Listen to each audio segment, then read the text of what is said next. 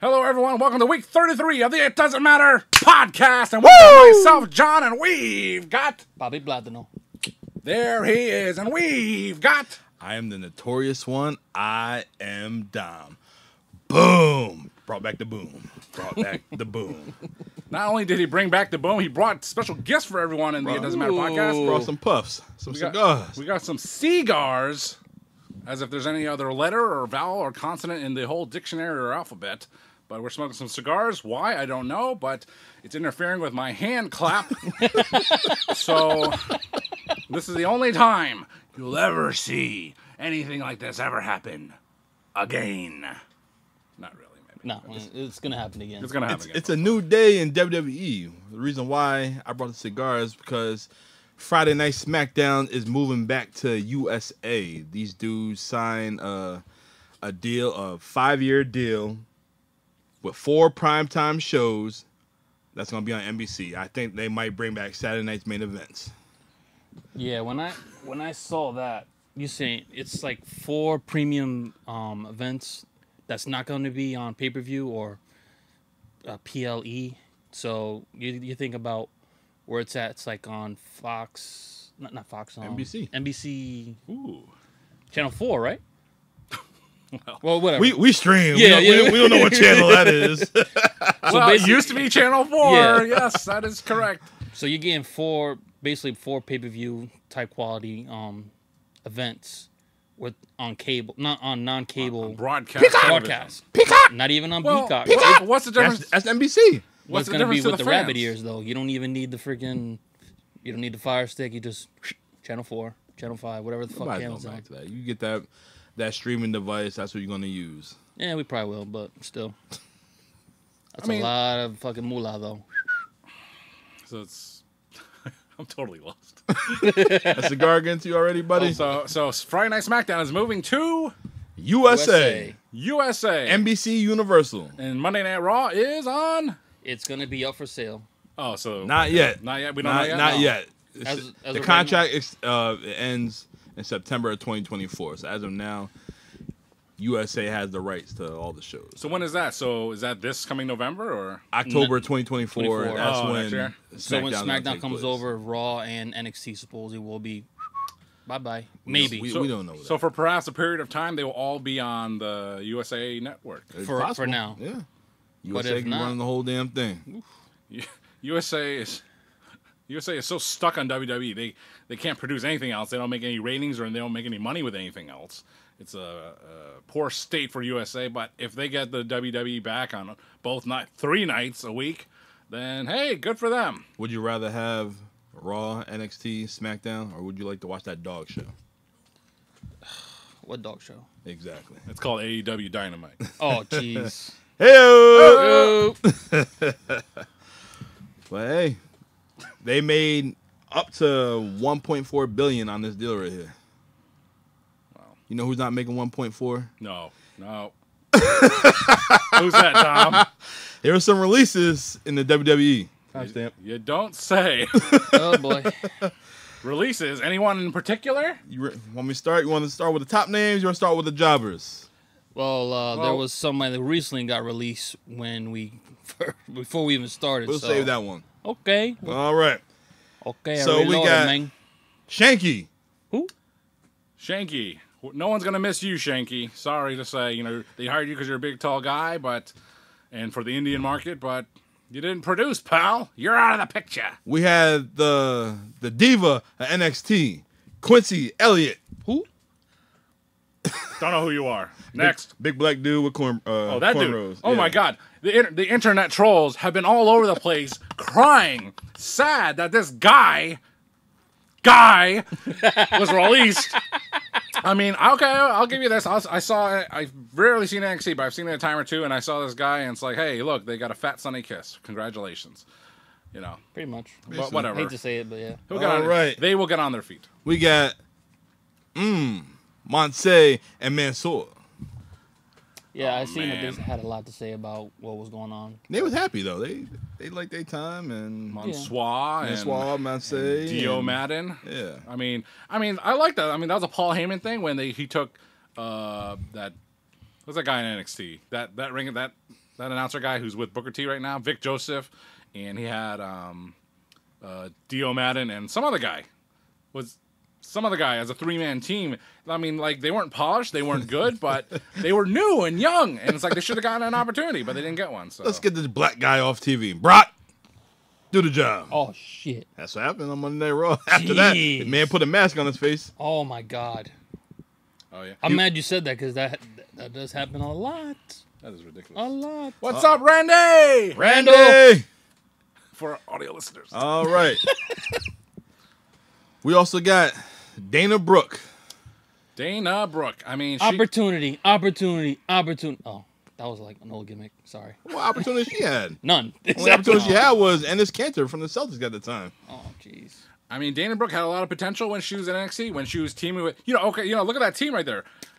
Passing it forward a little bit, Emma and Dana Brooke, they were a tag team in NXT. They were a great act, and Dana Brooke was full of confidence and all that stuff. They bring her up to the main roster and have her be a puppy dog to Charlotte, and it just went downhill from there. She just totally lost her confidence. She totally lost her NXT character, and she just became a nothing on the roster, and it's just kind of sad. She tried really hard. She worked really hard, and she just, she had a 10-year run, and hopefully she made 10 a lot. years? 10 years? Yeah. Holy Yeah. smokes. Hopefully Yeah. she made a lot of money, and best wishes to Dana Brooke. Your best luck in your future endeavors.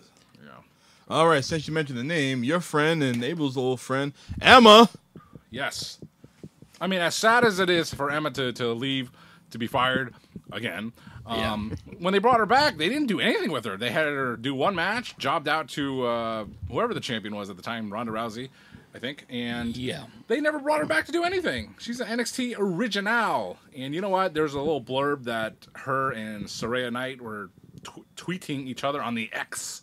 And you know what? I mean, I don't think Emma really fits. Tennille Dashwood really fits in AEW, but maybe what would stop her from doing a one-off like, Johnny Morrison, Johnny TV, or anyone else just doing a one-off? I'd like to see her just do a Rampage match. Go to the Impact. Yeah. She was in Ring of Honor for a time, so she could go back to, Ring of Honor via, AEW. Well, her husband got released too, Riddick Moss. Wherever he can find a job, that's where she'll go to. They could be a power couple. Riddick Moss, Mr. Andre the Giant Memorial Battle Royal winner. Another guy. Really. Another guy. Madcap Moss. I mean, he had some potential, but they just couldn't find anything long-term, permanent for him. So, he had a great thing going with Baron Happy Corbin. And like most things WWE, they break up the act before it's time, or maybe it ran its course. Who knows? But I liked his joke. Speaking of a joke, we got Rick Boo, which was stupid. And we don't know his potential. He was an entertainer, yes, dude. But other than that, but he's one of those guys that every time he's on camera, he stole the show and he entertained you. WWE, World Wrestling Entertainment. You got rid of the entertainment right there. What else are you gonna do? Yeah, he had potential. Unfortunately, his big WrestleMania moment was went down in flames due to injury, and he never recovered from that, unfortunately. And the last we saw of him, he was sniffing Elias's guitar. Speaking of Elias, that's another. He's gonna be walking with Elias. Both of them could do a duet with the guitars in Impact. Huh? No, not AEW. Impact. He's not going Impact. Go to Impact. He's not. I was actually listening to Busted Open the other day, and EC3 was on. Yeah, the over guy. I'm over him. Yeah, I'm over him too. I know, me too. Loser. But I guess after the interview, they were talking about the releases, and Elias came up. So after the interview, he mentioned Elias' name. So we might Samsonite. Unbreakable luggage. He's gonna have an opponent. He's gonna have some guy going against him for the NWA title right there, and Elias. With Billy Corgan being a guitar man and Elias, ding ding ding ding ding ding. There you go. I did hear that, but yeah. How about my man, the gold standard, Shelton Benjamin? That was gonna happen. I'm sorry. There's no stopping him from getting an unemployment paycheck. Hey, whatever. Let him go to Impact. Let him go to NWA. He'll shine. You know what? Yeah, give him his moment. When Shelton Benjamin was in New Japan Wrestling, he really didn't impress me at all. Like I thought he would really just show out, and he didn't do more that, of- in my opinion. Be more of a character instead of just the wrestler. Well, be better in the ring. In New Japan, you don't get a chance to be much of a character, but he's just one of those guys. When he left WWE, he didn't really live up to his potential, in my opinion. But that's only mine, and not like I saw every one of his matches, but I saw a select few, and I wasn't impressed. But that being said, I thought they could have done more with him on the active roster, and they never found a long-term good spot for him. Hello, Hurt Business. Cedric Alexander, don't answer your phone. And so Shelton Benjamin, just like he did in the ring, he will land on his feet. No problem. Yeah. He did well in Ring of Honor. Yeah, World's he did Greatest okay in Tag Ring of Team. Honor, yeah. But he's a little bit on that. He couldn't talk. That's the problem. He's on that senior circuit. Hard to say. I'm sorry to say it, but He ain't got to dye his hair. no. Well, he did. He The wanted gold to dye his standard, hair. yeah. Got some live feedback from our friend Randy. What's Randy talking about over what there? you got? Well, first of all, he said, "What's up, guys?" And it's like, "What's up, Randy?" Randy. What up, Randy? He thinks Tenille versus Saraya in AEW would be great. I concur, my friend. It's gonna happen. Hey, Randy, chin up, tits out, and look at the shoes. You know, Randy. I used to get those. It was from Impact Wrestling. We used to get those Zig Tex. Do you know those shoes? Those little weird. No. Oh, come on. Okay. I had a channel. I wasn't streaming then. Well, they all have these blue. I don't even know what brand they were, but they were called Zig Tex, and Randy and I both got a pair, and like they didn't really do anything. Do you still have them? That's the question. I didn't know. I don't still have them. But Randy also asked, "Did you guys go to AEW Dynamite Grand Slam?" And the answer is no. watch out for the no. I wanted to, Randy, but we gotta work. Yeah. Yeah, what do you do, pal? You work every day. We will be going to AEW Collision Mohegan Sun though, October 28th. Confirmed? I mean, no doubt, it's Mohegan Sun, baby. Yeah, we're going. Exactly. I'm just fucking with you. We're definitely going. Exactly. And I'm saying for Ring of Honor, like I said, this time. Might as well. You know, I heard the Grand Slam. I heard they did the Dynamite, the Rampage tapings. They did an hour before the show, an hour after the show, because they didn't want to go past midnight. Well, good for them. Yeah, they're being smart. That's what WWE was doing for like the longest time. I'd be so confused. They don't make no announcements in the crowd. No. Like, hey, Well, I was at would the think. first Grand Slam with Brian Danielson versus Kenny Omega. You were there. Yeah, I was there, and that's when they were most at their capacity, about 20,000 people. The very next year, I think they were down to Shit. 12, and I think this year they're down to 11,000. So, but it was a great event to be at. They had some issues with the merchandise and food and concessions, but the arena was really cool and it was nice. It was a great show. I had a great time, but yeah, those nights can get really long if they're taping Rampage for 2 hours. So do a little before, do a little bit after, and hopefully send people home happy. so you said they had some issues with merchandise and all that other stuff. So first of all, Arthur Ashe Stadium has, if you go on their website, and they have tremendous restaurants and concessions and things like that. But on the night of Grand Slam, they were all closed. It's like, what the fuck? We wanted like this good shit. It's like all they had was like, regular concession nonsense, which some people might like, Randy. So, and then the merch stands, like it's notorious for having bad merchandise lines. They only have like, for a stadium with 20,000 people, you have like two booths. Jeez. It's like, but that being said, looking at the merchandise they had, I mean, you want something that said, New York, Grand Slam, AEW, and the closest thing, which everyone would do, and it's understandable, is like they do that like subway system knockoff sign. Yep. And we had one friend go, I think, or something like that, and just taking a peek around, not waiting in line. It's like, nah, I'm good. There's nothing great there. So, You want to know why? no. Because y'all only have Top Dollar. Top Dollar, and the other release this week from WWE. How are you going to release Top Dollar and not the other two? That's what I was wondering. Not yet. If anything, I'd release the other two and keep Top Dollar, but that's just me. Nah, they probably still upset that damn flip over the top rope on SmackDown. I mean, dude lost weight. He made it. Everyone botches. And he was on that TV show, Yeah. Greatest Treasures, whatever. He was looking good. And he just didn't get a chance. And maybe he'll land on his feet, unlike landing on his ass, like he did that one time. All right. How about Dabo Kato, Baba Tunde. I don't know.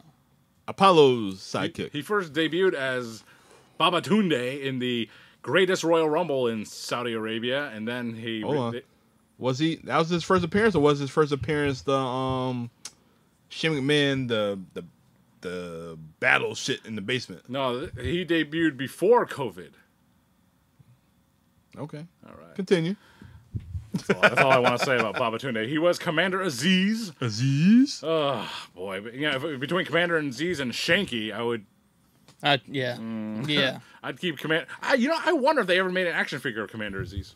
Oh. eBay. About to find out. About to find out. More after this. Randy, look it up for John. So let's talk about Omaha Steaks. All right, speaking of Omaha Steaks, we also have... Ooh. Randy says, does Top Dollar go to AEW to join whose house?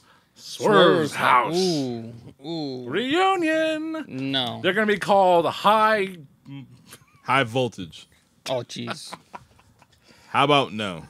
All right. Man. This one, it was expected because this guy wanted to get released for the longest time. Mustafa Ali. Yeah. Isn't he on a program? It's crazy because we got NXT No Mercy coming out next week, and he's supposed to go for the North American title against Dom. You know, if they really cared about this NXT premium live event, they would do what they did for Jeff Jarrett in that housekeeping match with China. They'll pay him lots of money to do the job one time, and then exile him from WWE for the rest of his life, pretty much. Then come back 20 years later. Imagine that. Mustafa Ali in the WWE Hall of Fame. He was a great worker, though. I don't know. That whole injury thing when Kofi Mania, whatever, was he actually injured or was that story? Yeah, he really got hurt. That's true. I mean, Kofi Mania would not have happened if it wasn't for the injury to Mustafa from the Legend Killer. So who would have been Danielson's opponent? It was supposed to be Kevin Owens, because Kevin Owens came back for the very next month, which he faced Kofi Kingston for the championship, because he was replacing Big E as the Big O. Yes, I remember that. Swivel the hips. Get out of his ozone. Swivel the hips. All right. Our next release we have Cool Ray's favorite, Aaliyah. Oh, man. You guys, people make fun of me for liking Sky Blue. Make fun of yourselves for liking Aaliyah. I like that. I love Aaliyah, Sky Blue, so. Also known as Noof. Yes. Noof. All right. Good Lord. So we had a release today. It was expected. This dude had a lot of controversy going on, taking place, whatnot. CM Punk. Besides him. Matt Riddle. Matthew. See, he even made John choke. Pause. Randy wrote earlier, because I didn't think it was topical. He says, thoughts on Riddle. So Riddle got released today. This is news to me. This is legit news to me. That's what I was that's why I didn't say anything. I have all the information, and John said, don't tell me. Do not tell me. Don't tell me anything. Don't tell him everything. I'm his TMZ, basically. DMZ. The demilitarized zone? DMV. The DMV. I don't know. Dom. So what's up with Riddle? Riddle's gone, baby. Riddle's gone. Oh, he ain't getting no love in WWE. He ain't getting no love in UFC. He ain't getting no love for TKO. He just got TKO'd. Hello. I mean, Riddle had a lot of potential, but there's a lot of parallels with a guy like Riddle and Rob Van Dam. And it's like they were getting pushers. They were getting... Porn stars? They were getting stuff. Yeah. And stuffed. They were stuffing. Hold on. He was giving these bitches spam. John, what spam stand for? Go ahead. You said it earlier. I don't Off camera. I did? You did. Yeah. You better tell, because I don't remember. Check the text. No. Oh, Joe. Check the text. What does spam stand for? Because spam, spam is delicious. He was giving bitches the spam. Oh, my goodness. Oh, boy. Ladies and gentlemen, people of Earth. Earth and girth. Oh, my God. Was this before you went to the Big E? This is in the morning, bro. This morning? This morning. You was talking about the spam. I was talking about spam? Let me see. Hold on. For our audio listeners. For our audio listeners. Oh, boy. Let's see. In the group text. Let's see. I think it's what I said, too. I don't know. That's okay. This cigar is almost... Yeah, I know. I found it. You ain't find it? What's it around? Spam is spicy penis and man. Spicy penis and man. Word from Stratfest. That is spam, baby. But Riddle, he's like the whole damn show in that when Rob Van Dam got pulled over with Sabu, right? And got pulled over for all that weed and stuff. Yep. And he messed up his push. Yeah.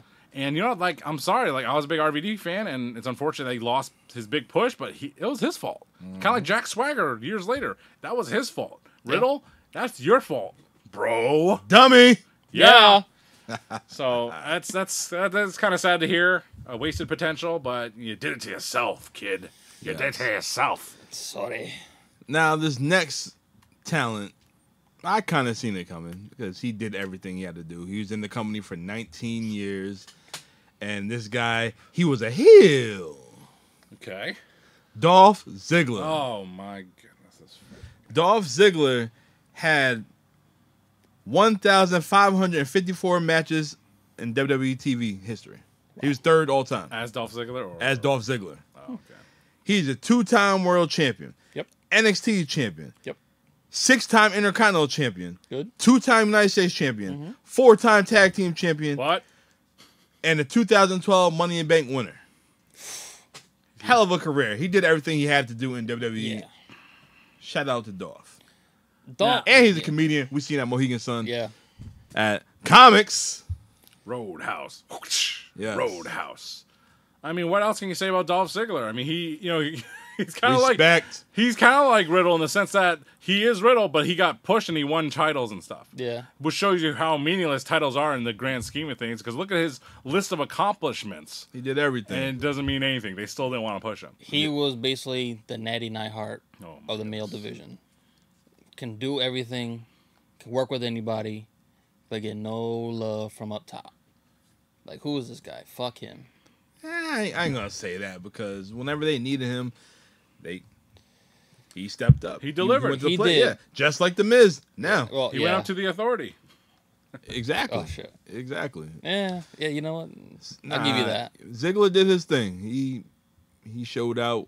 He stepped up all the time. You know, But he might not have been happy, they never even reached They full they potential. didn't give him his shine. No, because it seems like every time someone gets over organically, it's like, well, we're not the ones pushing you. We'll stop that shit right now. Give it to Roman again. That was even before Roman's time. It was all about Cena. It was Cena, all I about get it. Orton. It was all about everybody else besides Dolph Ziggler, basically. I mean, this is not his fault, No, Snitsky. But I mean, he's like Fandango. The same year, the same time frame, right? He was getting a push. They're going to go with him, and then Fandango got injured, or got a concussion. Same thing, and his push went down after that. Same with Dolph Ziggler. He had the world title. He got concussed or something like that, and they were going to hold it on to him for a little while, but then they had to have him relinquish it, and he never, ever got back to that point again. And to some members of Team WrestleMania, perhaps, if they ever listen to this, is they considered the cash-in on the Monday Night Raw after WrestleMania 29 one of the biggest moments they've ever seen in person. Yeah, probably the place went nuts. top 5 cash-ins. You would say? Was it in New York or New Jersey for the? I think it was WrestleMania at show? the Prudential. Prudential Center. Yeah, whatever. So It that was went Jersey. Nuts. That crowd went nuts. That was the local WrestleMania where I was like, I ain't staying. I'm going to Mania. That's it. Cool Ray went crazy watching that shit. We all did. Yeah. We all did. Yeah. Do y'all remember when he randomly showed up on Raw with brown hair with Vicky Guerrero? He's the Yeah, leaner yeah, and meaner. yeah. Leaner and meaner, and he looked like Evan Bourne. Who? The guy who slipped on the top rope in AEW on his debut. Yeah. It's not ballet. Yeah, but he lost the curly blonde hair, went brown hair, and it looks stupid. It was a terrible idea. It didn't. A week later, back to blonde. Yep. That's right. Nikki! Is he Nikki? Yeah. That was Okay. Nikki. His name Nick. Nick Oh, Nemeth. I don't know Just where ask him. Dolph goes, and Dolph go anywhere and he can shine. he should go to New Japan. No. No. He I get agree killed. with that. He'll No. get killed out there. He would get killed out Because there. he's soft. No. Go back, go do some comedy, take some time off, take a year off, come back. Yeah. He'll come back. He'll be back. He'll be back. I feel like he's one of Hall those. of Famer for sure. Yes. Damn right. On a slow year. Whenever Batista can't headline. Oh shit. So, Randy asks, Randy, what What you you got got? for us? what release surprised you the most? Ziggler. No, I'm not surprised. I'm not surprised by that. I think it was about fucking time. Yeah, it already. is about time, but I would say Ali because he was in an angle. But he wanted to you know. leave though. That was Yeah, the thing. he's been wanting. Yeah, 2 years ago. He still wanted to leave. Did he? Yeah. Yeah, okay. I don't know. I'm surprised Apollo Crews didn't get released. I'll tell you my that. God. Yeah. He's on the I'm list. surprised. That one, I'm not. Matt Riddle doesn't surprise me with all the problems he's been dealing with. Exactly. They're just like, fuck this. We don't need no more drama. Save the drama for your old baby I mama. mean, there's a spot in MMA because Jake Hager is retired from MMA. So Is he? Yeah. He There you announced go. it. He got tired of training and never getting a fight. Yeah, because no one wanted to fight him. Nobody want to fight him He AEW kept, either. he kept winning. So. But those were your Lord. WWE releases. As of this moment right now, watch what happens as we're filming this, so who knows. But that was one of the big news items of the week. A bunch of releases from WWE and NXT, and good luck to everyone. Hopefully they land on their feet and find Best a of luck job. in your future endeavors. Oh, Yeah. boy. Hey-o. Oh. I would probably have to say Elias then. Because Yeah, I'm surprised. that one, I'm surprised. It's so He- over. Elias had potential, and they Elias. stop. Yes, that's the problem. And then Boogs too. I was thinking, all right, you can do something with that guy, even if it's just like mid card. They brought him up too soon. He was I hot in don't know. NXT. I wouldn't say it and was too soon. I think it's just the injury kind of that fucked him up. Yeah. Because when he came back, I was like, dude, this Shit, dude. you know I'm surprised? Jeez. Robert Roode. I'm surprised he didn't get released. He's an producer. agent now. Yeah. Yeah. Oh, so he ain't getting released yet. I don't mean nothing. He's glorious. Who's next? Robert Roode.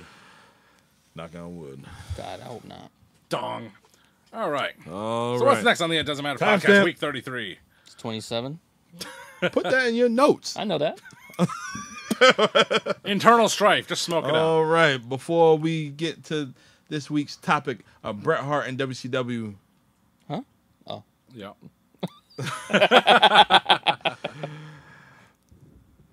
we're going to acknowledge everybody that got released Oh, to geez. their future endeavors. It's going to kill my throat. For Rick Boogs. Booze. Donk. Peaches, peaches, peaches, peaches, peaches, peaches, peaches. Woo! Peach Crown Royal, baby. Oh, Holy smokes. I love you. Abel's feeling it. Yes. Abel is feeling it. You want a beer over there, pal? Yeah, get Yeah. him. Give me a beer. Yeah. Let me pull up another shot. You want a pumpkin? No. Oh, you want the IPA? Yes. Oh, okay. We're live, pal. Fear no one. That's all right. Oh, shit. What the fuck are you doing? Oh, shit.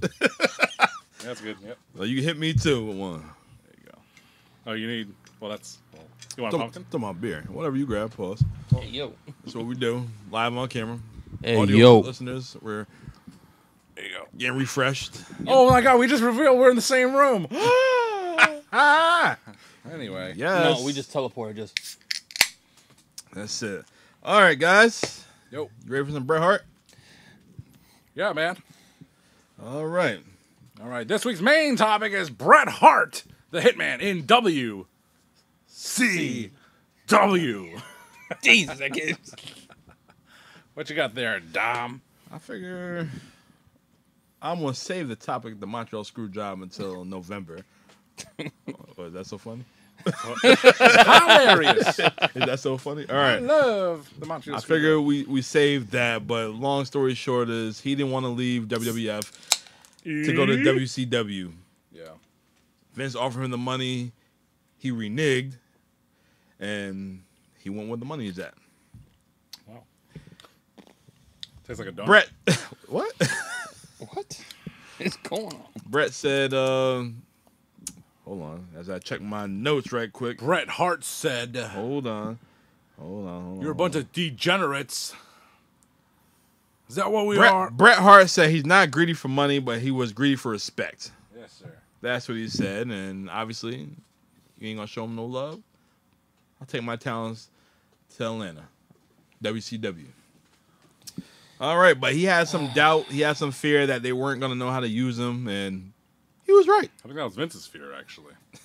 It was his too. Oof. They didn't know how to use him whatsoever. Well, WWE didn't know how to use Big Show, so. Nah. He had a long career, but still. The Start- Giant was better than the Big Show. I gotta agree with that. I hate to say it. Ooh. I gotta agree with The that. fucking Giant ruled, man. Yes. Jeez. What year for the Giant? 1996. Yeah. That's his only year. Shit. Uh, He's there in he was a 97, nine- 98. What about Was he Big Show 95? Paul White, his first year in 99? First of all, he's Big Nasty. Like, you know what I'm talking about. He was Big Nasty. Then he became the Big Show, and he threw. This is not about the Big Show in WWE. You made it okay? about Big Show. All right, but Big Show's first year, where they made fun of him and forced him to. He was there for a year, and then they got rid of him to send him down to OVW to lose some weight and shit like that. Yeah, he got big. What the fuck? Look at Andre, that fucking mongoloid. Andre was different. Give That's it. All right, Me no like you. me a peanut. back to Bret. All right. He made his appearance on Monday Nitro on December 15, 1997, but he had a non-compete clause. Easy for Dom to say. Yeah. Non-compete. Why would he have a non-compete when he was let go free and I don't know. You know what? He Fuck still it. got to, it's all in the paperwork. Was that like the beginning of the whole non-compete? Because there wasn't really. Probably. Because I don't really remember. Because it used to be just like, all right, I'm going to the next show. Next day, boom. I can't remember. It's a terrible picture. Of all the pictures, you got that damn trading card picture up there. That's yeah. Anyways, Anyways, watch the video version, ladies and yeah, gentlemen. watch the video version. Yeah, please.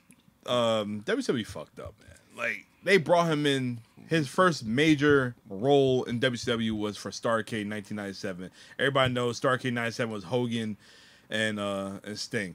But they had Bret Hart be the referee for Eric Bischoff and the living legend Larry Zbyszko. That geek.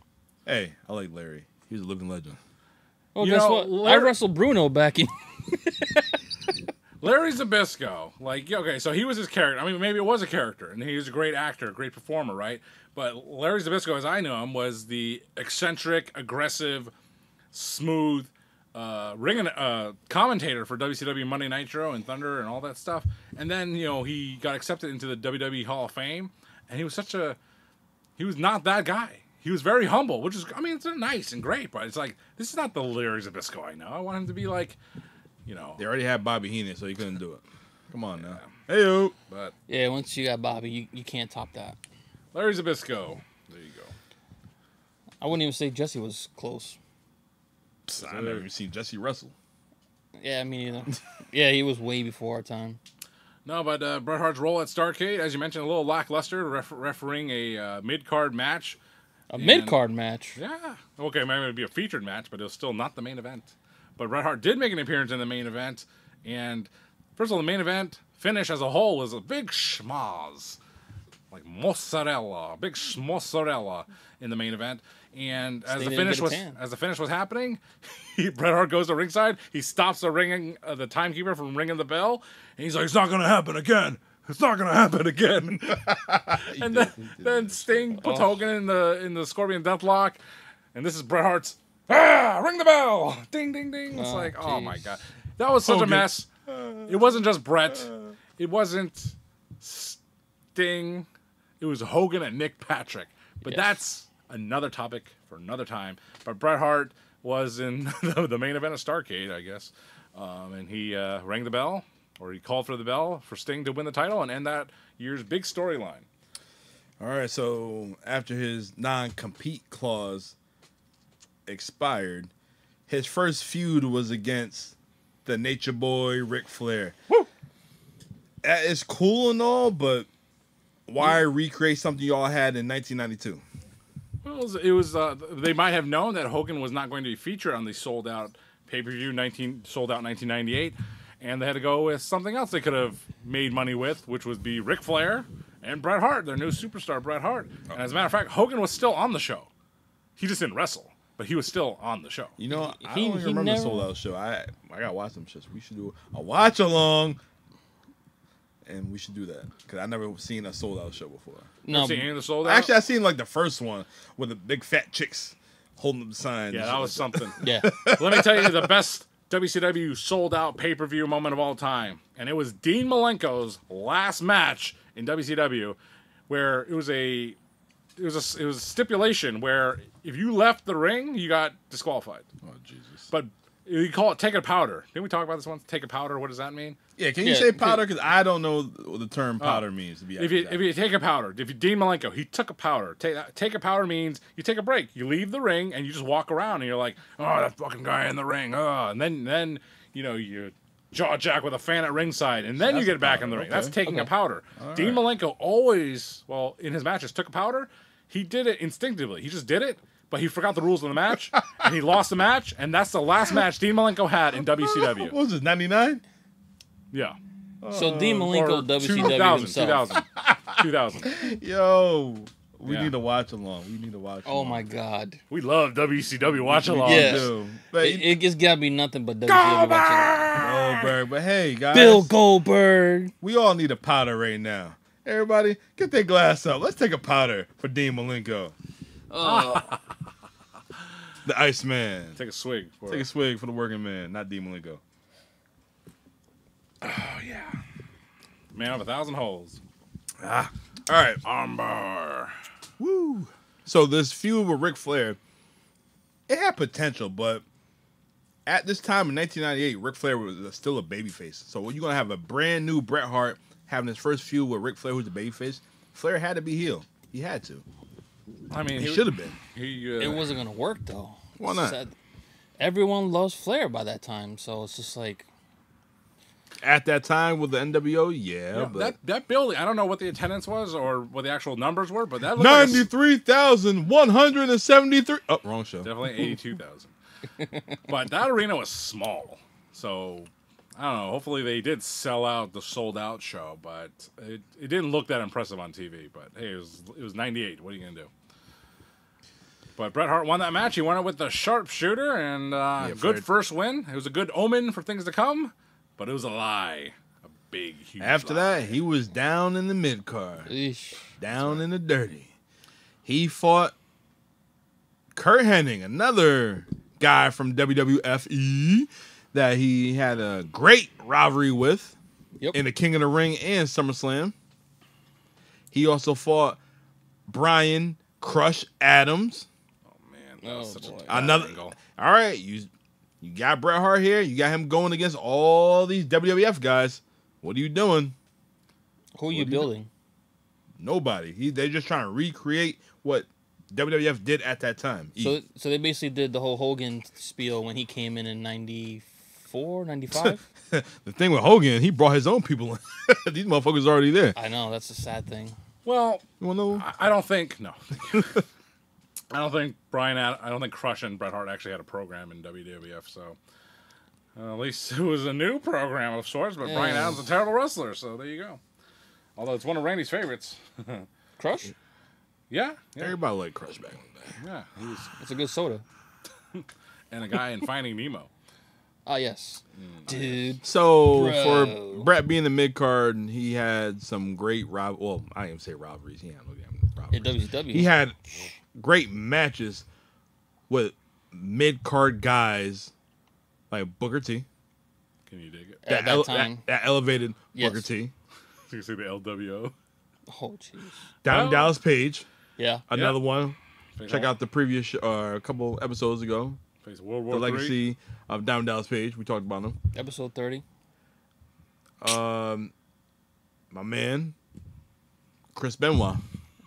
The The Silent Assassin. yes. Yes. I was going to get in there. What else He you gonna wanted get to in there, work. He pal? wanted to work with more people, but the higher powers, the writers or Eric Bischoff, didn't want him to work with. 'Cause he wanted to work with Billy Kidman. Ooh, to Brett? push him. Yeah, Brett wanted to work with Billy Kidman. He wanted to work with Rey Mysterio. Booyaka. Ooh. It's funny. You posted something the other day on Facebook, Facebook. and I didn't even know until I watched the Bret Hart DVD earlier today He made a reference about El Dandy. you made He really wanted to fight El Dandy. All right. Now, it's one of the most legendary internet things of all time for pro wrestling fans. And Bret Hart was just going off the rails. He just did this weird ass interview. He did CM Punk. Yeah, and it's just like he had a real groin injury, and he was talking to Mean Gene Okerlund, and Bret Hart's like, I'm gonna face real competitors. I'm gonna face real competition. You know what, El Dandy, I'm gonna fight you for the U.S. title. And Mean Gene's like, El Dandy, he's been wrestling in the cruiserweight division. El Dandy is a great wrestler. It's like, yeah, but he's not one of your level. Who are you to doubt El Dandy? So that phrase right there, yes. Who are you to doubt El Dandy, is a pro wrestling legend on the internet from years back. Maybe not anymore, but I always mention it. I always say it, whoosh, which is okay because I say lots of weird shit all the time. But who are you to doubt El Dandy? That's a vintage Bret Hart promo classic. That might even be an IDM shirt. Could be. Soon. Even Lex Luger. Lex Luger has one of these. Which, if you've never seen it, his T-shirt is too tight, Billy. So that's for another episode. But anyway, yeah, Bret Hart, I don't even know if Bret Hart ever wrestled El Dandy. He was actually feuding with Dean Malenko. That match I did not find. I'm sure they're available somewhere. He fought against Dean? Yeah, he had a feud with Dean Malenko. I watched him and Meng today. Yes. Meng. Bret and Meng. I can speak. Hoku. Yeah. Bret Hart and Meng? Bless you. Wow. I watched that today. Oh, cool. What was that on Thunder? Nitro? Thunder. No, it was on Nitro because Meng, he was on a win streak. Did he have the poofy hair and the poofy hair, like two braids? That was like late '99 Meng, yeah. Man, that dude, he's the original the company jumper. Speaking of, that's the guy I completely forgot for my Elimination Chamber. Or War Games. Last week's episode. Yeah, War Games. You put Ming, I'm good.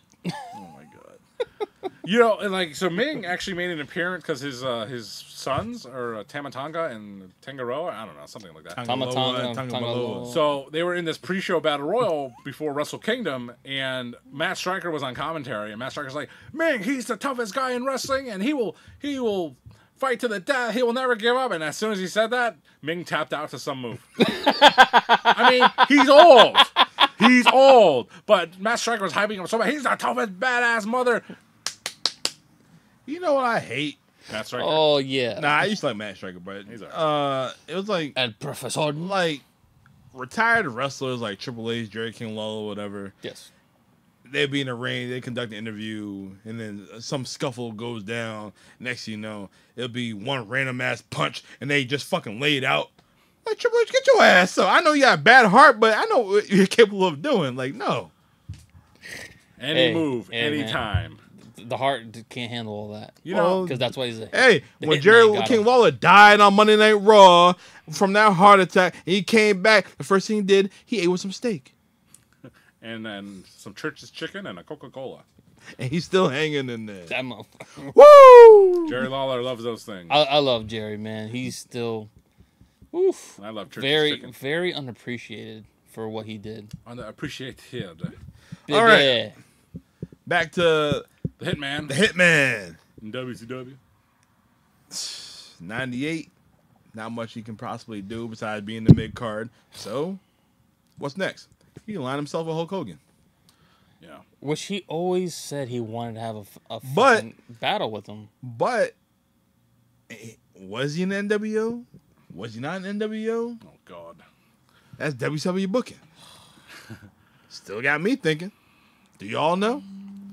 I mean, I consider him a member of the NWO. They had a Slamboree main event, best I can recall. It was Hogan and Bret Hart teaming up against Macho Man and Roddy Piper. Did he ever wear the colors, though? He was always still with the pink and black? At that time, not so sure. He did jump forward a bit. He did join the NWO eventually. I know he joined, but he never donned the colors. It didn't fit his attire. I agree. But yeah, Bret was aligned with Hogan, and Hogan during that weird do-rag era, not his bandana, but the weird floppy do-rag one, and Bret Hart and Hogan. Who had the better do-rag? Hulk Hogan or Vince McMahon? Kennedy. But Bret Hart and Hogan, they face off against each other on an episode of Monday Nitro. What the fuck? So, yo, WCW just, here you go. You have it for free. You said it a few weeks ago. WCW was, when they had Vince Russo, was all about that crash booking. It was all about Did you now. did you wasn't hear there about yet. his latest thing? Like, I guess he had an interview with who the fuck did he have it with? Yeah, he basically said like, yeah, I was here to make Crash TV. I'm like, Yeah, but this is yeah, we know. this was before Vince Russo though. Hollywood Hogan faced Bret Hart, and it was very memorable for me because it was He at that still time. had creative control too, right? Not yet. This was in the fall of '98 because they had that big WCW Monday Nitro on the mat. And that's notable because if you sat on the opposite side of that, you're reading the mat upside down. Oh my god. But they had a match. Obviously, it wasn't great or anything. It had a stupid finish like all WCW Nitro matches at the time had. And that was a great period of time. I mean, because Goldberg faced Sting. Goldberg faced Wolfpack Sting. That was a hot match. And then Bret Hart freaking came in, DDT'd Sting, and that led to their match at Halloween Havoc '98. Where Was he still in the win streak at the time? Goldberg? Yeah. Was it? He was the champion. He was undefeated at the time. But that led to Bret Hart and Sting, Wolfpack Sting at Havoc '99, and that he injured Sting. Sting needed some time off, and that's the way they wrote him out of the match. Goldberg? Sting. No, Goldberg injured Sting. No. No, Sting was not injured. He just needed some time off. He was going through a divorce at that time. And he would not return until around Spring Stampede '99 when he traded the title with DDP. But at that time, Bret Hart was also the United States champion, and he defended against Diamond Dallas Page at World War III when DDP was wearing those spiky blue jeans. Hold on. Yes. You missed a step. You missed a step.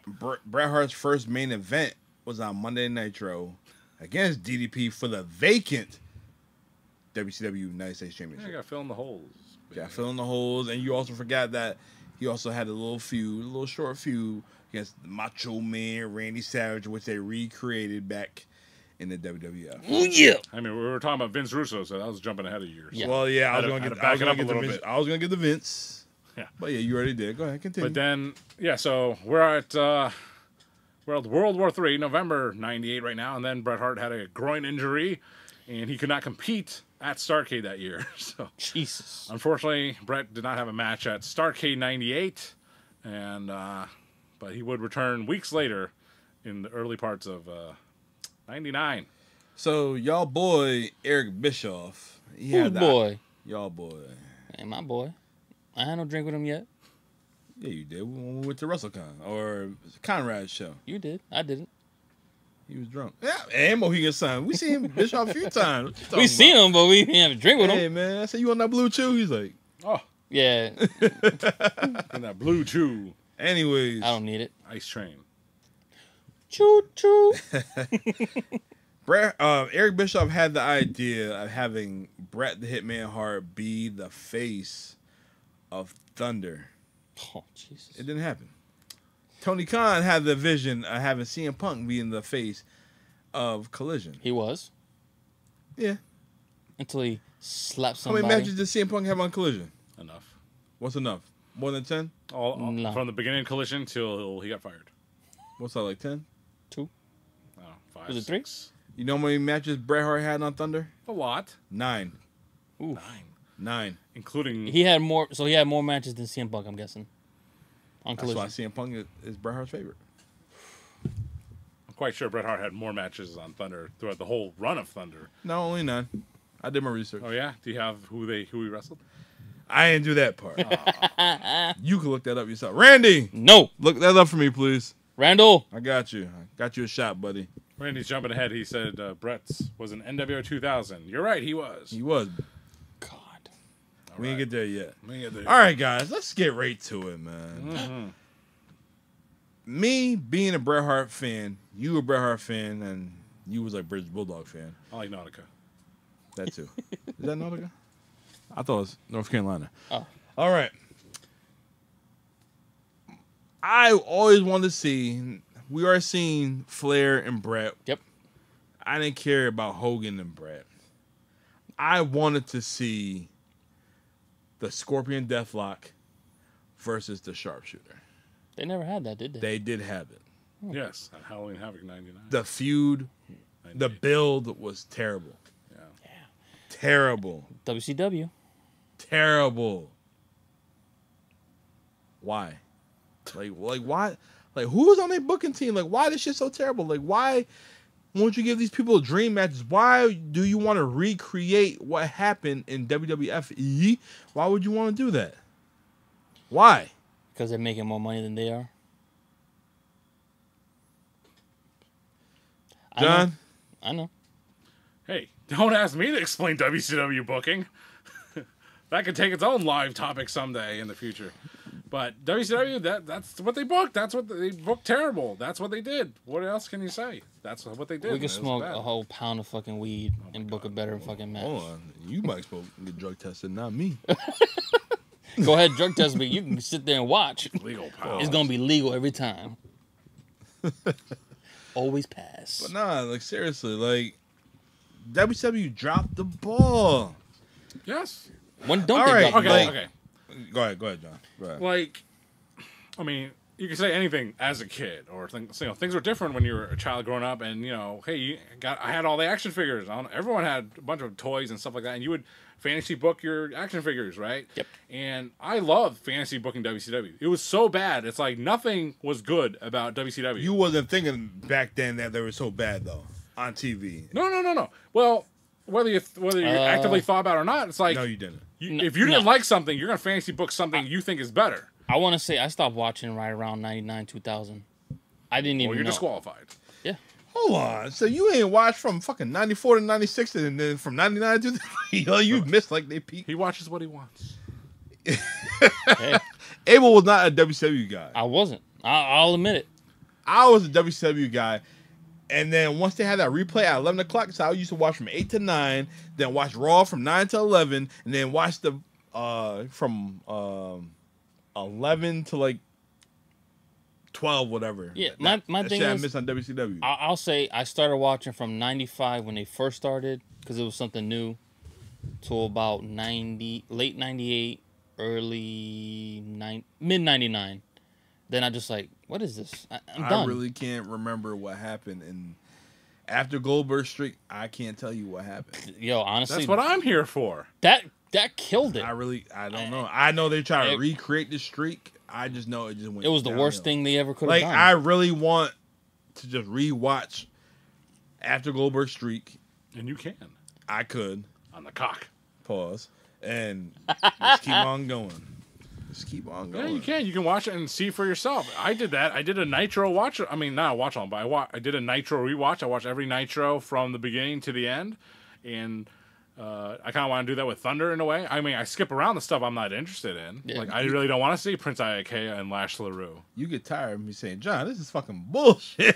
You get tired of hearing that. Me texting you this shit or me calling you like, hey, Scott Dunlap! No, it's fine. If you didn't live through it, if you didn't grow up with it, that's okay. But still. You tell me the same thing, Dom. You be hitting me up like, yo, what the fuck? like, did you see this shit? No. Yo, so Just because it happened and you were not aware of it and I was, does that mean I approved it? No. I feel like John, what the hell is that with Booker T and Midnight? I don't know. I know y'all watch wrestling just like Yeah. when we was doing the Fall Brawl show last week. Yeah. I'm watching the show. I feel am bad. cracking up. First thing I called was John. I'm like, did you watch this shit? He's like, no. I'm like, yo, watch this shit. I'm like, it is hilarious. Yeah, that's Yeah, that's the first thing he said. Yeah, next thing you know, he was like, what's so hilarious about it? I'm like, trust me, just watch. And he just fucking laughing his ass off. Like, he's like, the show was so fucking bad. Hey, boy. He had to get fucking notes. Like, he had to make notes to the show. That's how bad it was. You're gonna face Vader tonight. That's why I want to watch. You're going to hell. That's You're why I going wanna to watch the hell. infamous matches. You or are infamous going to shows. I'm blaming this beer from New Belgium. Oh, Atomic Pumpkin. That's a- Aha. Yeah, it's You're going to hell. the infamous shit. I want to watch. Don't feel too And bad, I guys. picked it by accident. Don't feel too bad because Scott ending. Dunlap is still alive. Thank He's God. doing well. He's doing well. Yeah, so basically, our format of the show is We don't have one. We don't. well, I choose the topics for the most part, and then I'll As put it voted out by there. the fans. As voted by the fans for the most part, and yeah, I'll text both these guys, but hey, here's this, and this. Abel, WCW for you, since you don't follow WCW, WWF for John, and then I fill in the gap. My thing is, I saw the poster, and I'm like, how can we go wrong? Don't fall for the Hawk. No, that shit had me fucked up. Exactly. That pissed me off. I'm like, where the fuck is Hawk? Where the hell is Hawk at last week? I'm like, wait a minute, got Animal, not the damn Hawk. It got Shockmaster. Like, oh, what? It's fun. It's pro wrestling history. It's fun, guys. So I'm like, okay, something. No, it is fun, but it just, I just love it. And I love Sid. Okay. I can't help it. I love that big oof. I love Jimmy Del Rey, the Gigolo. Love that man. Yeah. All right, we're gonna do a best of Jimmy Del Rey episode coming soon. Where's the Sid Vicious one first? Oh Jesus! So Bret Hart in WCW in early 1999. So you're telling me the best there is? You have to, man. Bret Hart was on his way to a feud with Goldberg, which boy. looked like it was going in a positive direction. But was. hold on. Hold on. What? Don't forget. Time out. I'm trying to bring the show back on the rails, pal. Okay, you can bring it back on the rails, but don't forget Goldberg speared the fuck out of him. My man Bret Hart, and I am a Goldberg fan. That's part of the feud. He had I didn't miss it. the steel. Oh, okay. You Yeah. want to say it? Go ahead. Go ahead. The metal plate. The metal plate. Yeah, the steel that, plate. they were starting I a actually feud remember that for between some reason. Bret Hart and Goldberg, and unfortunately, Bret was injured again, and then real life things happened. His brother Owen Hart passed away tragically. Nice shirt. Oh man. And, if you get up again, hold on, slowly. And now my body is. I'm your head. I'm the head. And the other. Oh yeah. For our audio listeners enjoying it. Yeah. What in the hell is going on here? Where's my hands? But real life happened, and Owen Hart passed away tragically, and that really put a real pause on WCW storylines with Bret Hart, and Bret Hart didn't come back until the fall of '99. 99, yeah. And he had a tribute match with Chris Benoit. Yep. And then after that, he was back full time, and this was the time of transition in WCW when now Vince Russo showed up and was starting to book things, and they're still in this in between time. Bro, we gotta have gimmicks. This is the best thing that Vince Russo did, was having Bret Hart being featured. That was the best thing he did. He's a Bret Hart guy. I gotta give him props for that. I mean, you had some weird times there. I mean, Bret Hart was, he was wrestling in the mix with Hogan and Flair and Sting. So, what? Nope. Okay. And so it was just a weird time, and it led to WCW Mayhem, when the title was up for grabs in a tournament, a stupid tournament. You want to watch something back? Watch the WCW Mayhem tournament from like October till November. And Wait, how long was the tournament? it was around from October. So the title was so we just watched Road Wild 99, right? Yep, So that Hogan beat Kevin Nash. Yep. Hogan was the champion. He lost it to Sting. He lost it to Sting, and then Sting lost it to Goldberg. Imagine at Halloween Havoc. But it was ruled inadmissible, so it was up for grabs. So they held a tournament that was going to lead to Mayhem, and I believe Bret Hart won that tournament against Benoit in the finals. You know what we need to look up? How many title changes were under the Vince Russo era? Jesus. 27. Oh, jeez. Really? More than Ric Flair's title reigns. It was a wacky time for sure. But So- Bret Hart won the title at Mayhem, and he proceeded to go to Starrcade to face Goldberg. Were there more title changes when Vince Russo was booking in WWE, F, or WCW? That's a good topic. What was that? Nah, there's more title changes in WCW because you still gotta go to the man, Mr. Kennedy McMahon. More. You want to do it? You want to do it right now? We can try. What? Oh God, the WCW title changes in the year 1999. Hey guys, John's about to get his trivia pursuit on right Look now. what I just did. Here we go. Let's 1999, and he's from his laptop. I can't see what's going on with the laptop, so That's what you're seeing. That's the same thing. All right. hold on. Matter of fact, I got the iPad. You're gonna verify this? Yes. You can't. Oh. Yes, hold Okay, on. okay. Okay, so what we're gonna do right now, unprecedented and unannounced, at a time unannounced, convenient to no one, we're going to try to attempt the WCW World Title Lineage for the year 1999. I can't spell. Why not? All right. That must be the So, cigar. Hold on. well, I can start. Well, I want to catch up. I can Brett start. You can Brett start. All right. So let's start back a little bit. Let's start at Starrcade DDP. 1998. Kevin Nash beat Goldberg for the world title. Hold on, I'm on 91, man. Hold on. Oh my God. All right. Listen, Here we go. All right. I can All right. Continue. Jeez. Shut up. Go ahead. Yeah. All right, let's pause. I want to know the finish. No finishes. I don't care about the finish. I could try that too, but I just want to let's know about spot the it. changes. Well, I'll say what I All know right. if I can. So when was Vince? So start from January 4th, 1999. Oof.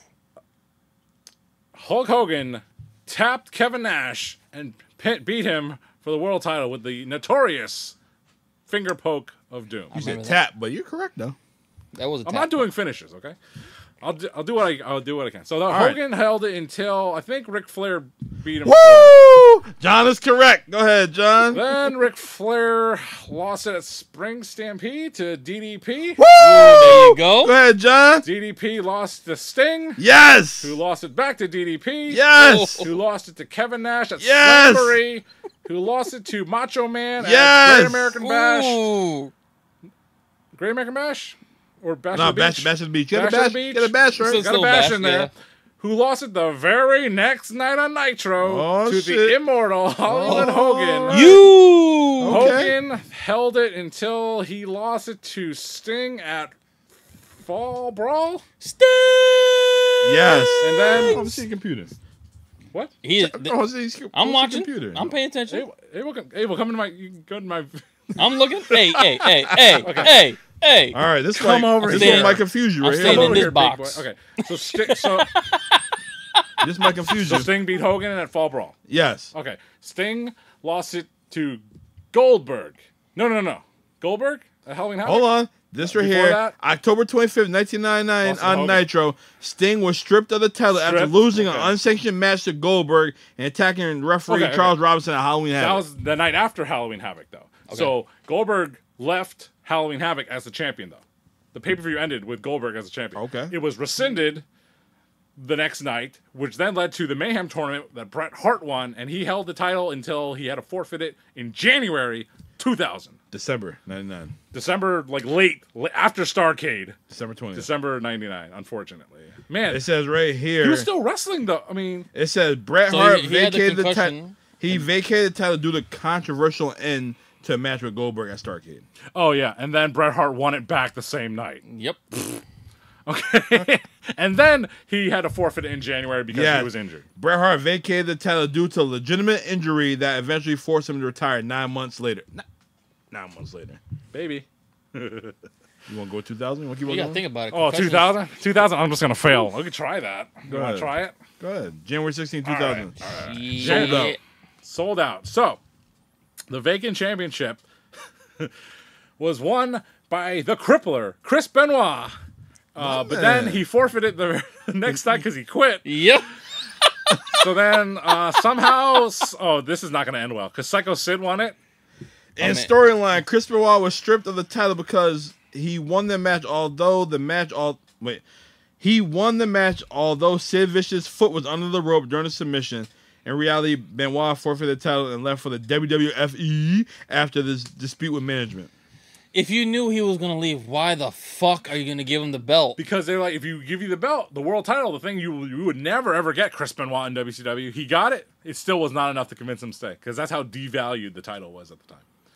Jesus. But now it gets hairy because I don't know because Sid and then Jeff Jarrett was Oh, involved. yeah, you got Sid, and then it was vacated again after Sid. It was vacated because Vince and Eric Bischoff came back and he made everyone hand the titles over, literally hand over their titles on a wacky episode of Nitro. Yeah, All right, here- no- I remember that. Nope. Here you go. You ready for the WCW bullshit? Sid Vicious was stripped of the title by Commissioner Kevin Nash due to Sid pinning the wrong hair's brother, aired on a tape delay on January 26, 2000. What the fuck? Oh my. ahead. WCW. Next champion? I don't know. Kevin Nash. Kevin Nash. As Commissioner, Nash awarded himself the title. When? January 25th, 2000. The Oh, same day. We'll pass. Pass it all. It's done. Oh, my God. Dom's reading it. How did Kevin Nash lose the world title to Ric Flair? Let's answer that one. He gave it to him. No, Sid got it back. On the same day, January 25th, 2000. This was a triangle steel cage match involving Kevin Nash and Ron Harris. Sid made Nash submit to the Camel Clutch to win the title. And then WWE recognized Sid as a lasting 75 days beginning of champ. That don't make no damn sense. And So my God. And after that, the belt was vacated again. So he stripped of the belt. You know who held the title the most in the year 2000 in WCW? This right here. Vacant. Yes. So this is when Vince Russo declared everybody this shit vacant. And then a week later, Jeff Jarrett defeated Diamond Dallas Page in the tournament for the title. And then a week later, DDP won the title against Jeff Jarrett. And then a day later, or on Thunder, David Arquette won the title.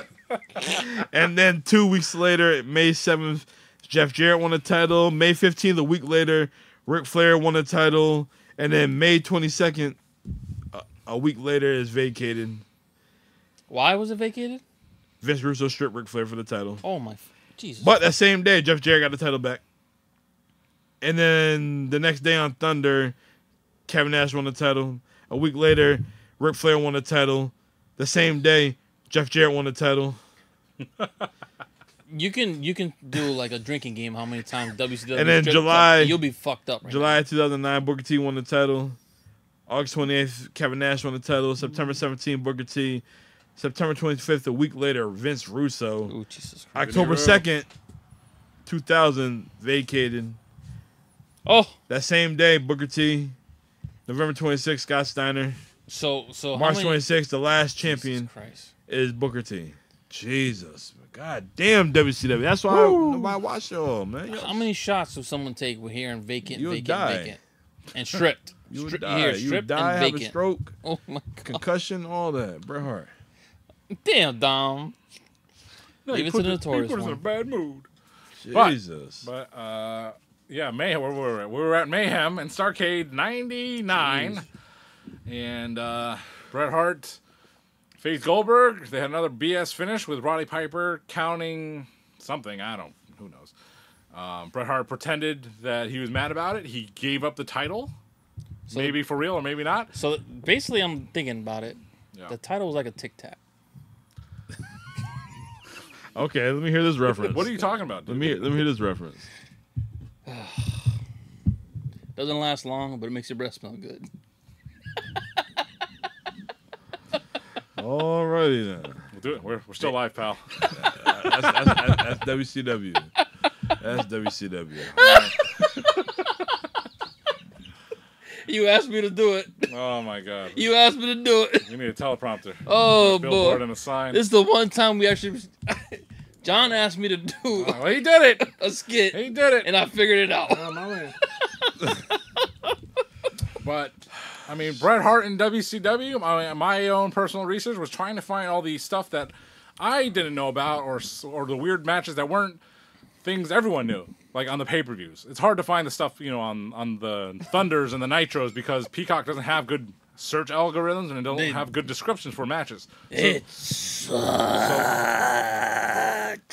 The weirdest thing I found was a Bret Hart match with the Disco Inferno on WCW Thunder. Oh, God. Oh, yeah, that was a weird one. That was like in early '99, and that's when Bret Hart was officially unknown in the NWO still. The crazy thing is, I used to love disco like around 97, Yeah, 98, was but good. then it was just like, ugh. He had the Chartbuster, Yes. Stone Cold Stunner. Oh, man, disco is... Disco fever. Disco fever. And Abel, you found a Disco unique Bret Hart fever. match during that time frame against Karate Master and Legend. Oh, no, not the dude for Fall Brawl, right? What's his name? No. No, not him. Flynn? What Jerry Flynn. Not Jerry. Was it Yeah, Jerry, Flynn, yeah. Oh, my What God. just this weird, tall, creator wrestler looking dude. And he got a title shot. Just so he can get beat up by the NWO. I'm like, what the fuck are you doing? And as you can see in the graphic here, Bret Hart was co-WCW champion with Goldberg. My man Goldberg. Yeah. Yeah, and it's unfortunate because, and also a special shout out to one of Bret Hart's final matches where he was in NWO garb. He wore an NWO shirt and he wore black jeans, a precursor to the Doctor of Thugonomics. And he faced Terry Funk in a hardcore match. That was terrible. On Nitro. Yo, guys. Yeah. Yeah. So at this time when Bret was in WCW, Yeah. Anvil was there. Yep. Bulldog was there. Why not get the Hart Foundation up and running? Why, if you want to recreate WWF, why not recreate the Hart Foundation? Basically, yeah, they should have done that. So you know how we were watching, the Road Wild with Sting and Sid, and then we watched the Fall Brawl, Sting and Sid again. And who was in that match? The War Games, that terrible 17-minute War Games. The British Bulldog, Bulldog and Sting, same company at the same time. Same thing with the Hitman redoing. Bulldog's not your Bret Hart. Oh my god. Watching. Okay, it could be color quality. It could be before high definition television. The British Bulldog in some of those matches was literally purple. Yeah, he's blown up. He was near death, like suffocating, like his own body, like in the match. And oh man, poor Bulldog. The Anvil was just Anvil. Was he dealing with the drug problems at the time? All the time. Jesus. That's why he had them braids. Cocaine's a hell of a drug. All right. Also, this show. Stop breaking kayfabe. Oh my goodness. You asked for it. The fans voted on it. Exactly. Oh, Domino's is a drink. Someone's at the front door. Not my front door. You need a drink? I got a drink. I'm good. But Goldberg and Bret, yo. Mm-hmm. Oh man. Oh yeah. Can you really be mad about Goldberg? Like, it was just bad. Me personally seeing that thing, it was just bad placing where he said, "I'm gonna hit you with a side kick or a kick," but he was right in front of your face. There's nothing you could do about that. I mean, it was a super kick by Goldberg onto Bret Hart, but was it any better or worse than Phoenix doing a pile driver to Jon Moxley on AEW Dynamite Grand Slam the other night? That wasn't the reason why. Exactly. That wasn't the reason. But it looked good, though. People were convinced until they heard otherwise. I think John actually got hurt in the beginning of the match, from what I heard. Right. I mean, I didn't watch. He looked real out of it, Moxley. Yeah, I'm like, Rick Knox just stopped the count. Next thing you know, he started over 1, 2, 3. Like, he had no choice but to do it again. You can. So it's arguable with whether Goldberg's super kick actually did knock Bret Hart loopy. It could have, and Bret Hart, he kept wrestling on it because that's what you did at the time. You kept wrestling, and he shouldn't have. And Bret wrestled for like 3 more months after this, whatever. Yeah. Well, you gotta remember the concussion protocol wasn't what it is right now. Like, I don't know. We didn't know. Shit, I had concussions back in 06, 07. Huh? That's why you loopy. What? So I remember the lines from that promo on Instagram. Yeah. Simple stuff. Huh? The simple stuff. Scott Dunlap, baby. Pour one out for Scott Dunlap. He's still alive. Oh, we're gonna die. We're gonna get canceled. Oh Lord. But Bret Hart's legacy in WCW, God, I mean, he looks back on it. He looks back on it like this. He made a lot of money. That's all you can say.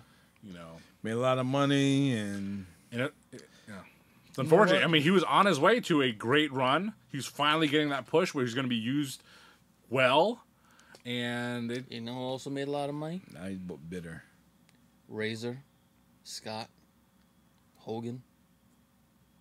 They had the favored nations. Right. So because the League of Nations, WWF. So when Bret came in, I think he was making a couple $dollars more than they did. So just because they had the favored nations, so whatever Bret was getting, they had to come up to the same price. So WCW was, here's more money. That's it.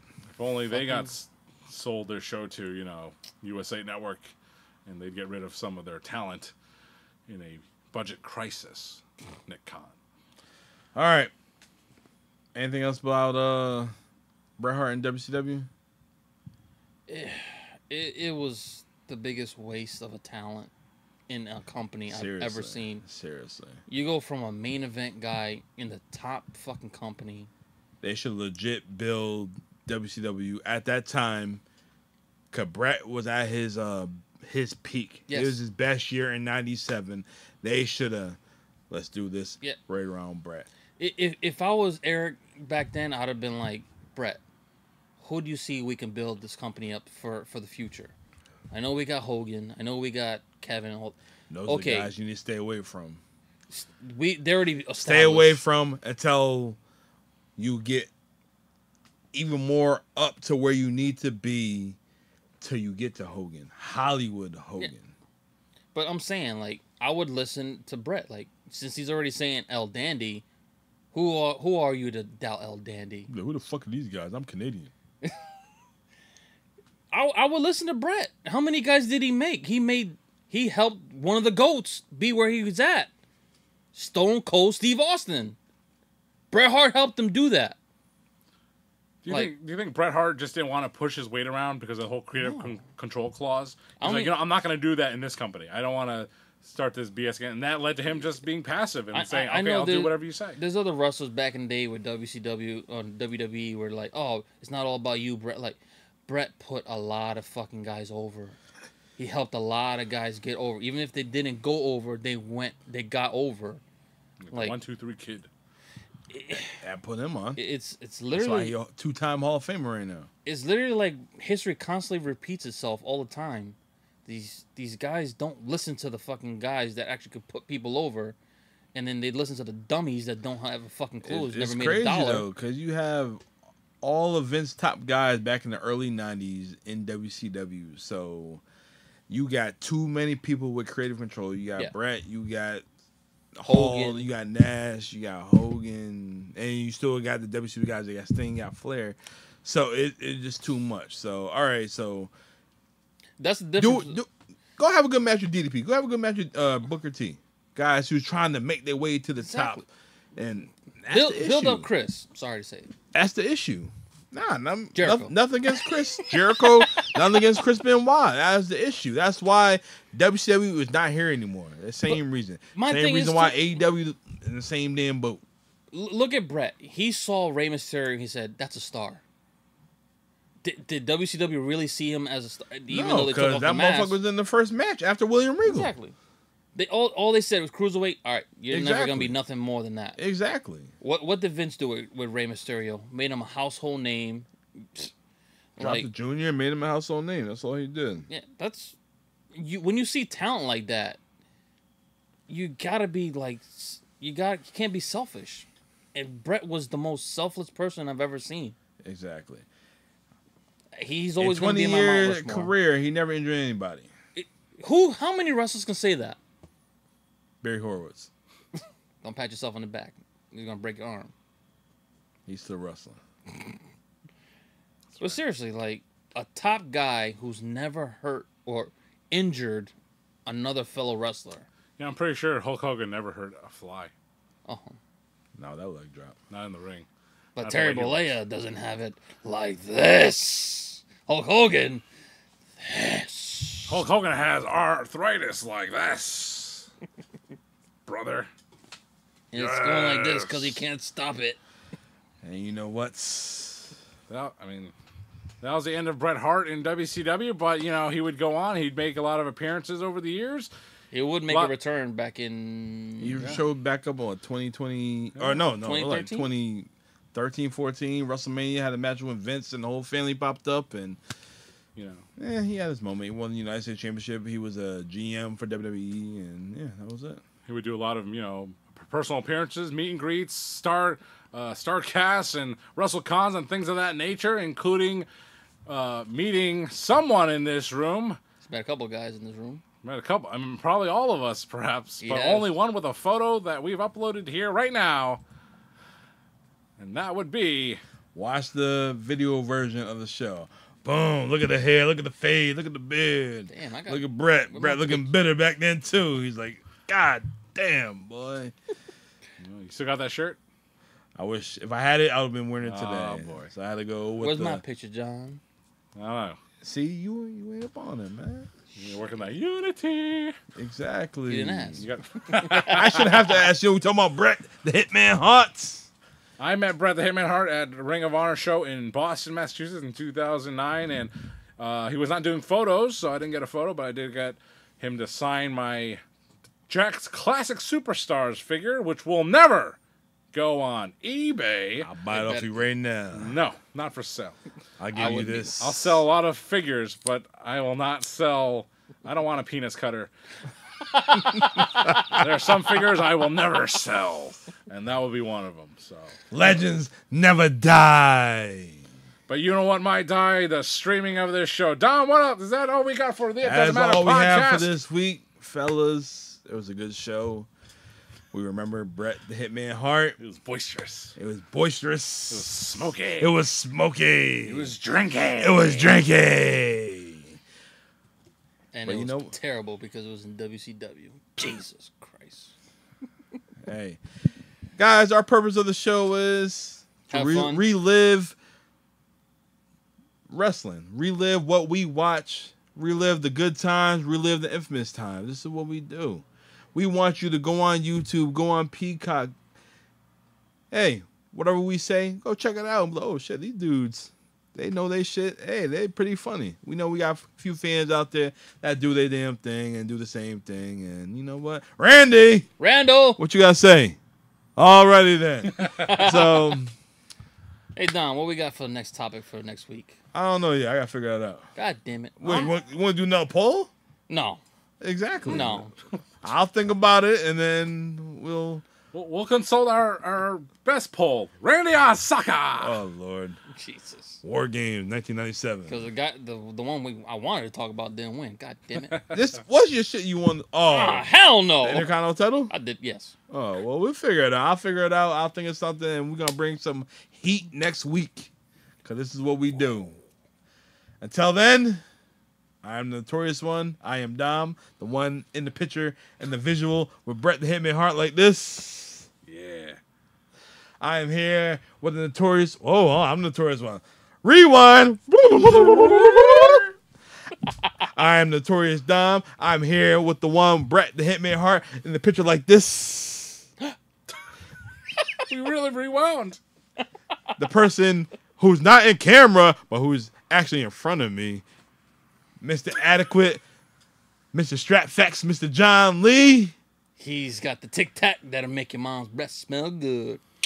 Wow. That was a good one. Must be the orange one. And we've got Poppy Platino. Mr. Mangu. Until then, we will see you guys next time. Boom. Boom.